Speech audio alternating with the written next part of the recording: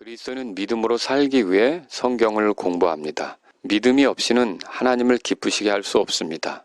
믿음은 느낌도 아니고 감정도 아닙니다. 믿음은 하나님의 말씀에 대한 신뢰입니다.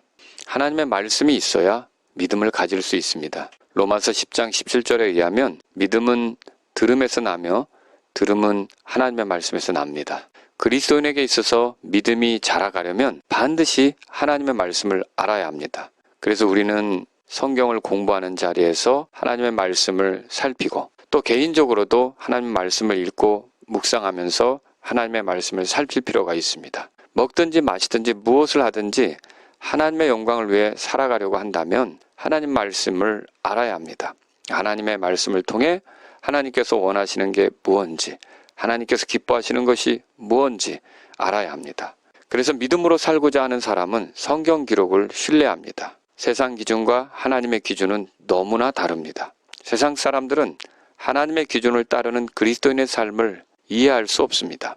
그래서 베드로의 말대로 세상 사람들은 자기들처럼 하지 않는 그리스도인을 두고 이상히 여겨 비방합니다. 비록 비방을 받는다 해도 그리스도인의 삶의 모든 영역에서 세상 사람들과는 다른 모습이 나타나야 합니다. 성경적 가치관, 곧 성경이 제시한 관점으로 살아가야 한다는 말이죠.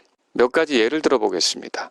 그리스도인은 권위에 있어서 세상 사람들과 그 입장이 다릅니다. 그리스도인은 탈권위를 주장하지 않습니다. 그리스도인은 권위를 존중합니다. 로마서 13장 1절에 의하면 모든 혼은 더 높은 권력들에 복종할지니 하나님으로부터 나지 않은 권력이 없으며 이미 있는 권력들도 하나님께서 임명하셨느니라 라고 말씀합니다. 하나님께서 주신 권력을 존중하고 하나님께서 세우신 권위자를 존중하는 것, 그것이 그리스도인의 모습이죠. 그리스도인은 권위자가 된다면 그에게 주어진 권위를 오용하거나 또 남용하지 않습니다. 그리스도인은 자기에게 주어진 권위를 자기의 권위 아래 있는 사람들의 유익을 위해서 사용합니다. 그리스도인은 고용주와의 관계에 있어서도 세상 사람들과 그 입장이 다릅니다. 에베소서 6장 5절에서 7절까지에는 이렇게 써 있습니다. 종들아, 육체에 따라 너희의 주인된 자들에게 두려워하고 떨며 단일한 마음으로 순종하기를 그리스도께 하듯 하라. 사람들을 기쁘게 하는 자들같이 눈으로 섬기지 말고 그리스도의 종들로서 마음으로부터 하나님의 뜻을 행하여 선한 뜻으로 섬기기를 주께 하듯 하고 사람들에게 하듯 하지 말라. 상전에게 주님께 하듯 하는 자세, 그것이 그리스도인이 보여주는 것입니다. 그리스도인은 부부관계에 있어서도 세상 사람들과 그 입장이 다릅니다. 마태복음 5장 27절에서 28절까지는 예수님의 말씀이 기록되어 있습니다. 옛사람들이 말한 바 너는 간음하지 말라 한 것을 너희가 들었으나 나는 너희에게 이르노니 누구든지 여자를 보고 음욕을 품는 자는 이미 마음속에 그녀와 간음하였느니라. 자, 여기서 말하는 간음은 배우자에게 신실하지 못한 겁니다. 한 국가가 간통에 대해 처벌하던 법을 폐지한다 해도 그 국가 안에 사는 그리스도인은 자기 배우자에게 신실하고자 합니다. 세상 사람들처럼 자기 배우자를 속여가며 살아가지 않습니다. 그리스도인은 불행한 처지에 있는 사람을 대함에 있어서 세상 사람들과 입장이 다릅니다. 야고보서 1장 27절은 이렇게 말합니다. 하나님 곧 아버지 앞에서 순수하고 더럽지 않은 신앙 행위는 이것이니 곧 고난 중에 있는 아버지 없는 자들과 과부들을 돌아보고 세상으로부터 자기를 지켜 더럽지 아니하는 것이니라. 그리스도인은 불행한 처지에 있는 사람에게 관심을 갖고 진지하게 돕고자 합니다.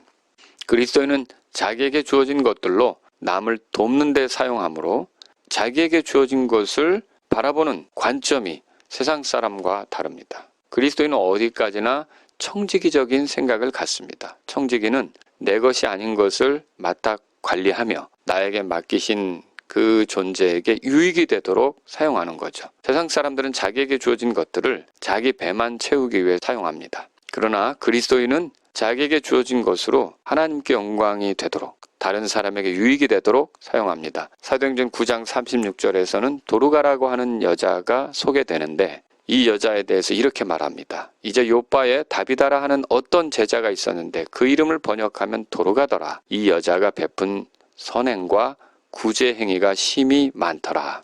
그리스도인은 이렇게 세상 사람들과는 다른 방식의 삶을 살면서 하나님께 영광을 돌립니다. 자, 그리스도인이 이렇게 살아가려면 필요한 것 3가지가 있는데 첫째는 하나님의 말씀입니다. 이 하나님의 말씀에 대해 이해를 하기 위해 성경을 공부하는 겁니다. 성경 기록은 우리에게 하나님의 뜻을 알려주고 하나님께서 우리가 어떻게 살기를 바라시는지 가르쳐줍니다. 그러므로 그리스도인은 성경을 배우고자 합니다.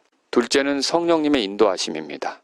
아무리 성경 기록을 알아도 육신대로 살면 결국 스스로를 속이는 자들이 됩니다. 육신을 따라 살면 죽을 것이지만 성령을 통해 몸의 행실을 죽이면 삽니다. 하나님의 영으로 인도함 받는 자들은 다 하나님의 아들들입니다. 하나님께서는 우리가 하나님의 말씀대로 살아가도록 우리에게 성령님을 허락하셨습니다. 이제 그 성령님의 인도하심을 존중할 때 그리스도인에게서는 하나님의 말씀대로 사는 열매, 세상 사람들과는 다른 방식으로 사는 모습, 이것이 나타날 수가 있습니다.